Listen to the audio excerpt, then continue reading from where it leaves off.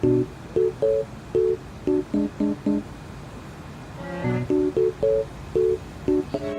there, my name is Laquita Simpson, and this is my All About Me project.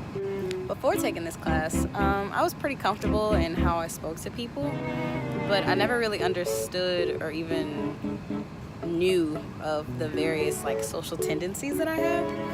And so taking this course actually helped me explore those tendencies, actually acknowledge the negative tendencies that I have, or the tendencies that require a little bit more development, and how I can actually implement what I've learned toward my interpersonal skills and how to improve them over time. So one of the aspects that the book talks about is managing conflict. And this basically consists of whenever there is a miscommunication between two people. It also revolves around their ability to neutralize the conflict that happens between them. And there's a series of steps and a series of stages that the chapter discusses, such as principles of conflict. One principle that I identified with the most is Principle 2, which emphasizes how conflict can either be overt or covert. When I engage in conflict with my friends, I often find that I handle conflict covertly, or I express my emotions in a covert way.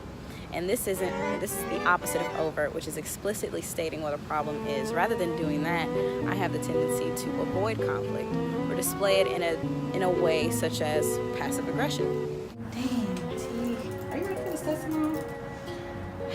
Girl, no. You know me, I'm a procrastinator. Well, of course. But I've been studying for the past 2 days, and I still can't retain the information.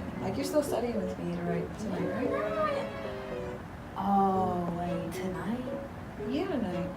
Dang. You've been playing for a week. Dang, bro. I'm so sorry. I really promised one of my other friends that I would go to the mall and help her pick out an outfit because she has to go to a wedding shower. Bridal shower. So. I guess that's okay. She has a wedding, so. Yeah, it's fine. It's fine. It's okay. Are you sure? Yeah, it's not this test is more important than a wedding or whatever. It's you gotta be a friend whenever somebody asks you to. So Say what's on your mind. no, that's okay. It's fine. I'm still gonna be studying, so You sure? yeah, that's fine. Okay. Another aspect that the chapter discusses is orientations to conflict, and this entails of the lose-lose, win-lose, or win-win orientation.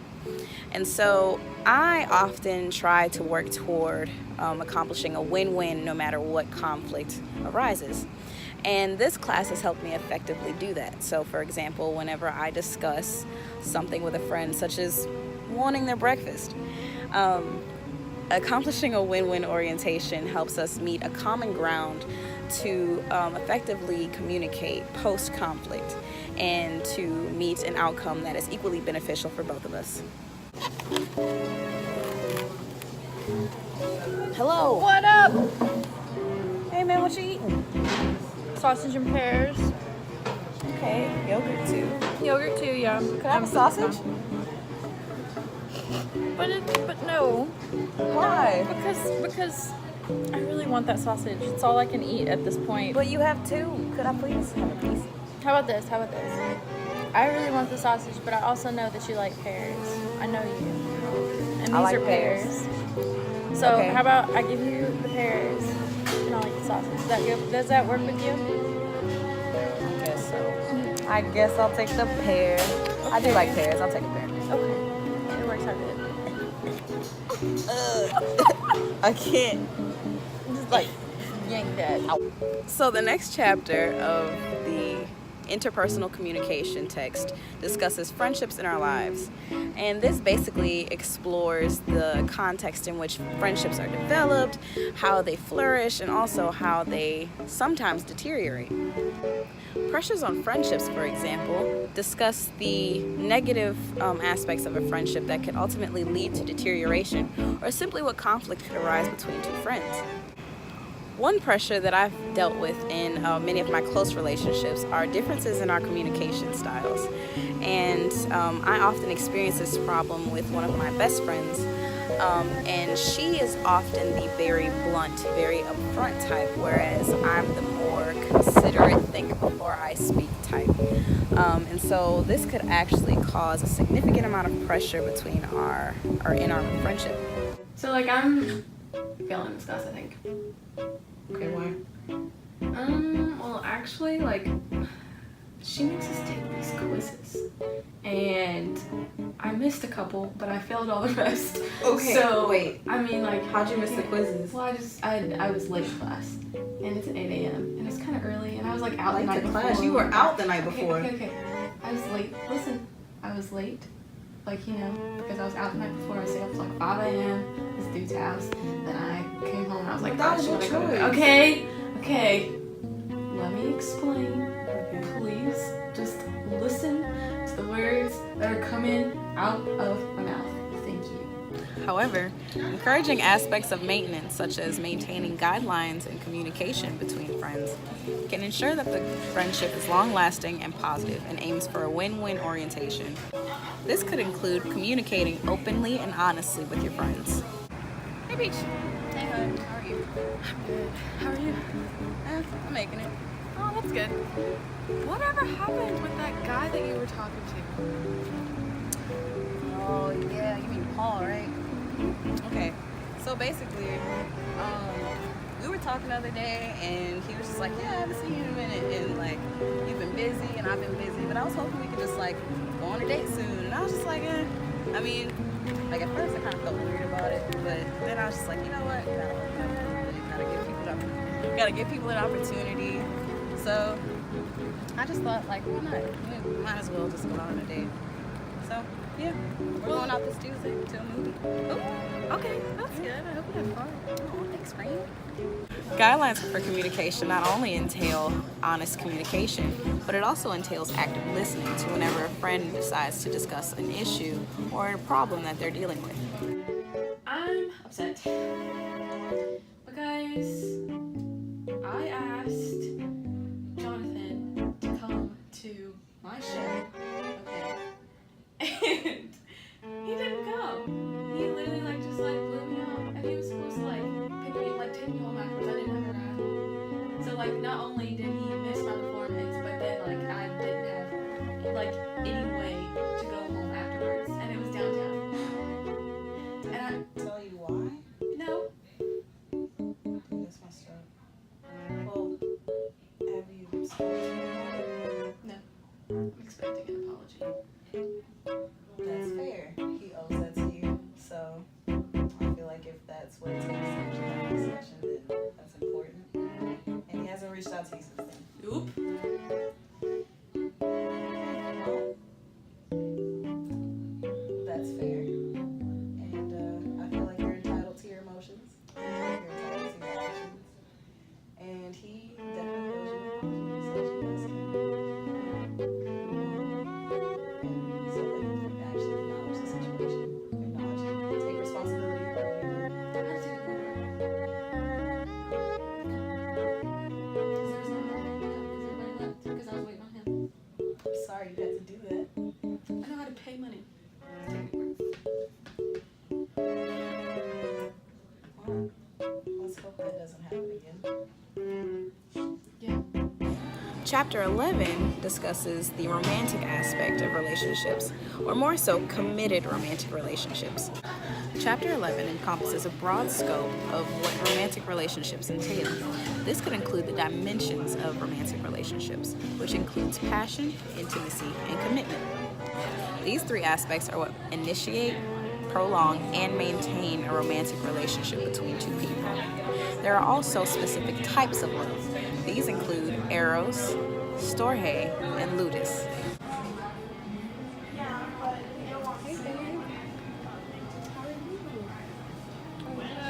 How are you? What? I missed you. Missed you too, man. That's just so nice. I got this for you. You're so sweet. What's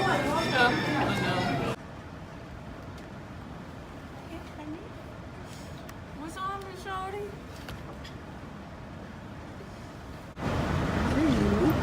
I'm good. How are you? I'm doing okay. It's been a long day, but I was really excited to see you. Oh man, I'm sorry I can't stay longer. I actually have to go because I'm running late for this exam that I have. But Same, you didn't tell me you were taking an exam. yeah, girl, I had exams all day. That's where I've been at. Okay. I'm sorry. Be cute though. See you later.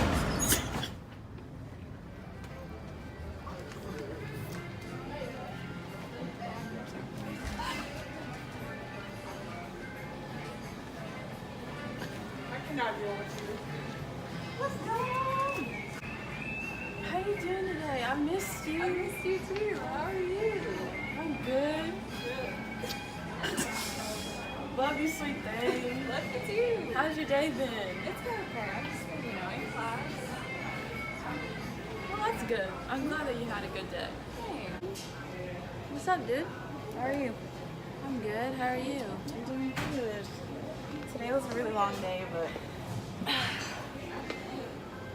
I'm ready to go home. I've done all of my assignments, and have you been busy today?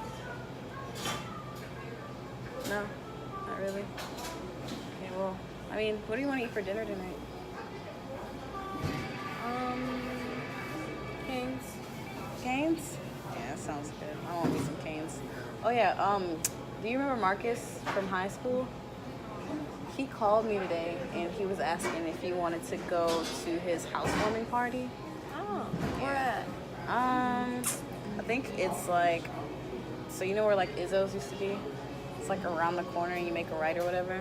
Like pretty much where like the old ice cream stand used to be when we were younger, but they tore it down. Like basically the same place.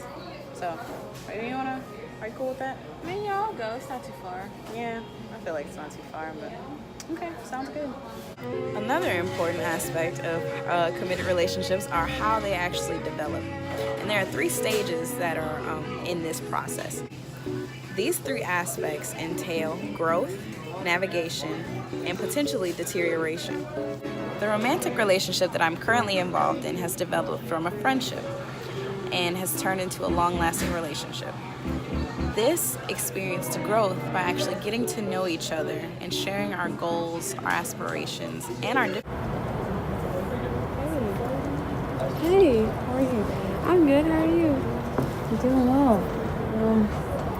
Thank you for being able to, come and meet with me today. Oh yeah, no problem. Be a chance for us to get to know each other a little better. And so I kind of just wanted to ask, what are your goals? What do you want to do in life? In life in general? For your career? What are family goals? Anything really? I guess career-wise, I'd really like to work somewhere that's not in the same space every day. Oh, so you're the mobile type. Yes. Gotcha. I'm very hands-oriented, kinesthetic. Yeah. I'll catch you later, bro. So I'd like to do that kind of stuff. And then I guess, as far as family, I haven't really thought that far ahead. Oh, okay. Hey, babe. Sorry I'm late. Nothing new there.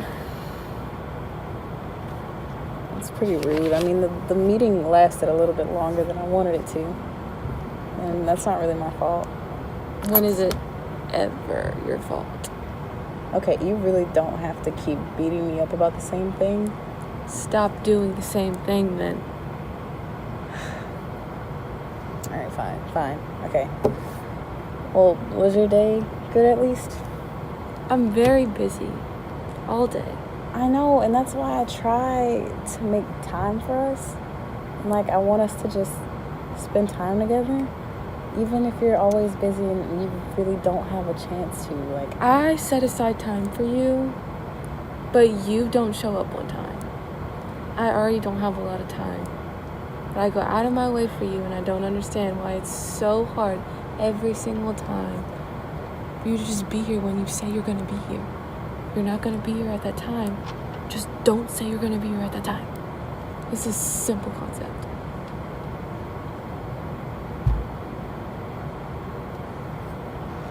I'm sorry. No, whatever, it's fine.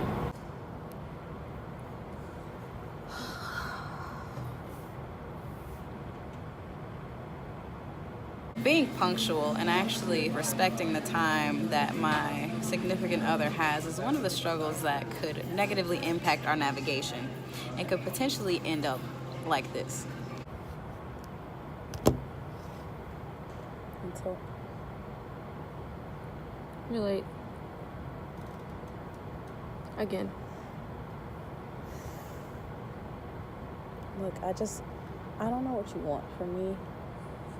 Like, I understand that I don't come on time, but a lot of the time it really isn't my fault, and I just don't know how to help that. You're not even making an effort. But I am. You're not. Last week I came on time. No, you didn't. Yes, I did. You were still 20 minutes late is not on time. Okay, but I told you that I had to find a parking spot. Like, I was on time. It just took me a really long time. That is part of being on time. You know what? I have a lot going on, and I really try to make time for you, but you obviously don't respect that. So, I don't think I can do this anymore. This isn't working out. What do you mean this isn't working out? We're done. Like, we're done. However, if I can maintain the relational culture that exists between us, which is our private world of rules, understandings, and meanings through our words and actions, then I can ensure that our relationship lasts long into the future. Finally, Chapter 12 discusses the communications between family, which discusses the interactions that happen within a family system that assures their cohesion, as well as the various stages that a family goes through throughout their development. There are many diverse forms of families. This could consist of nuclear families, which entail a mother, a father, and children. My family, however, is a little bit different. It consists of a single mother, me, and my 2 younger brothers. How was your game, buddy? It was okay. I didn't do as well as I thought. But I don't think I want to play basketball anymore. Why do you feel that way? I just feel like I'm just not too good Why do you feel like you're not that good? You were so excited about it. at first. But I thought I would be scoring more than what I do. Yeah.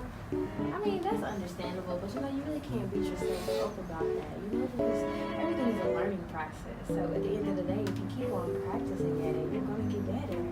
I guess just have to be a little more patient. Yeah, definitely. Stick with it. It's fine. What about you? I'm not gonna lie. Don't like it? School is stressful, and I feel like I failed my last 2 exams, and at this point, I'm just about ready to drop out. Like, I can't do this anymore.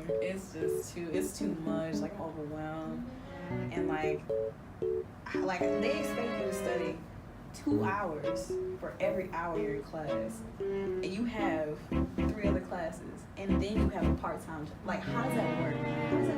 Like, I can't. Like, at least when I go to work, I'm guaranteed to make money. School don't even promise me that.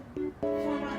Like, I completely understand where you're coming from. I've been there and done that, and it gets difficult sometimes, but you just have to, stick with it. You have to push through, learn how to manage your time better. And, if there's anything that I can do to help you, just let me know. I'm always here for you. You know that.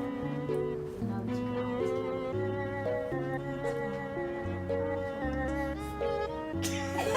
my family, as far as communication patterns are concerned, more identify with the consensual family communication pattern. This consists of a high conformity orientation, which is our willingness to follow any rules or regulations that are established by the family, but also maintaining a high conversation orientation, or our ability to openly communicate with our parents.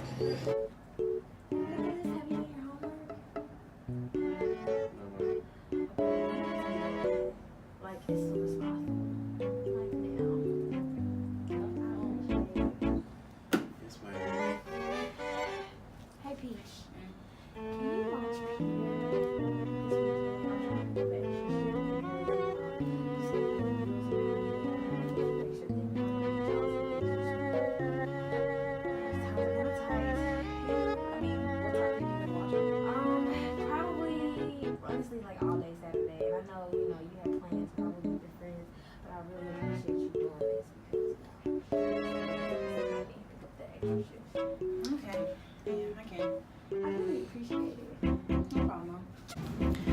everything I've learned in this course, I've learned how to effectively communicate with others, including my family, friends, and significant other. I've also learned how to productively neutralize conflict in a manner that will result in a beneficial outcome for both parties.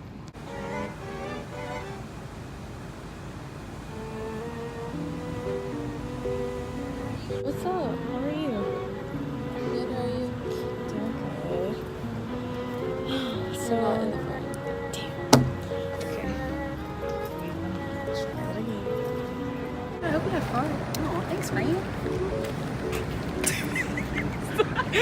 So.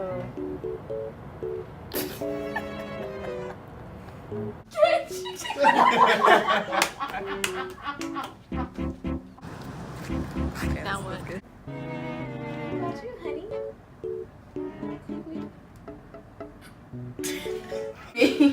I'm trying to speak. You can't laugh if I'm gonna yell. I love you.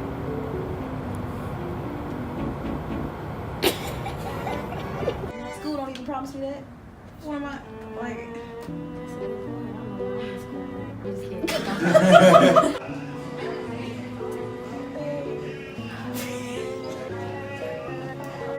What about you, Peach?